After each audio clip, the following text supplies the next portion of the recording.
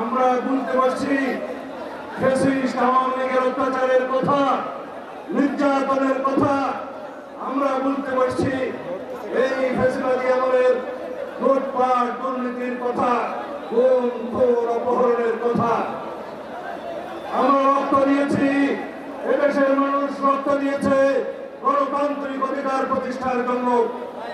প্রিয় ভাইরা, আজকে এই তরুণদের মাঝে একটি কথাই বলতে চাই যে এই যে সরকার এই দেশের গণ মানুষের আকাঙ্ক্ষিত একটি সরকার,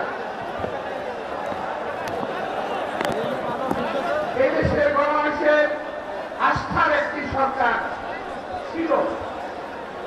একটু ভূমি ব্যবসায়ী ভাইরা, আস্থার প্রতীক ছিল এই সরকার, কিন্তু এই 9 মাসের কার্যক্রমে এই সরকারের কাছ থেকে আমরা কিছু পাই নাই।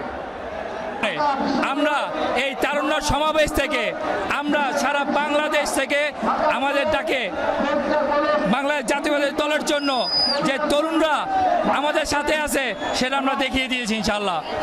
আসলে আপনারা দেখেছেন 16ই জুলাই আমাদের কথিত যে ভাতের হোটেল হারুন, উনি কিন্তু ওনার ওখানে ছাত্ররা কিন্তু এখান থেকে বলেছে যে আমরা যে দাবি নিয়ে এই আন্দোলনটা করছি, আমাদের দাবি ইতিমধ্যেই সরকার পূরণ করেছে।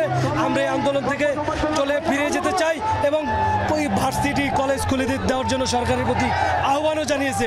সমাবেশ থেকে সরকারের কাছে দাবি যে ডিসেম্বরের মধ্যে নির্বাচনের দাবি করছি এবং অতিবিলম্বে আপনার নির্বাচনের রোডম্যাপ ঘোষণা করেন, না হয় আমরা কঠোর আন্দোলনে যাব।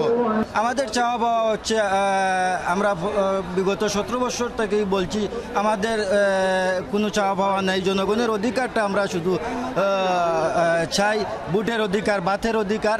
আর আমাদের একটাই চাওয়া, আমাদের নেতা ইলিয়াস আলীকে এই স্বৈরাচার সরকার গুম করেছে, আমরা তাকে ফেরত চাই। আর এই দেশে শান্তি চাই, এই দেশে